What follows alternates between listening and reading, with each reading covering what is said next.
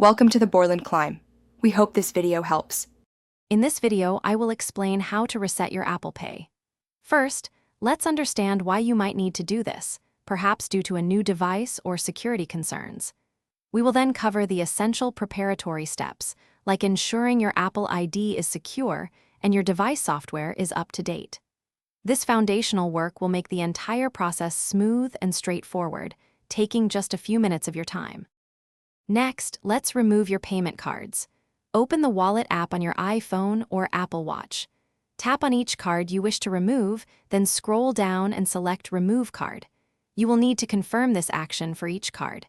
This step is crucial for a complete reset, ensuring no old card information remains active on your device. It's a quick process for each card. Now, we'll disable Apple Pay on your devices. For your current device, you can turn off Apple Pay in Settings. If you've lost a device, use iCloud.com to remotely remove all cards associated with Apple Pay from that specific device. This provides an important layer of security, protecting your financial information from unauthorized access. It takes only a few moments to secure your accounts. Finally, let's re-add your cards and complete the setup. Open the Wallet app and tap the plus sign to add a new card. You can use your camera to scan the card details or enter them manually.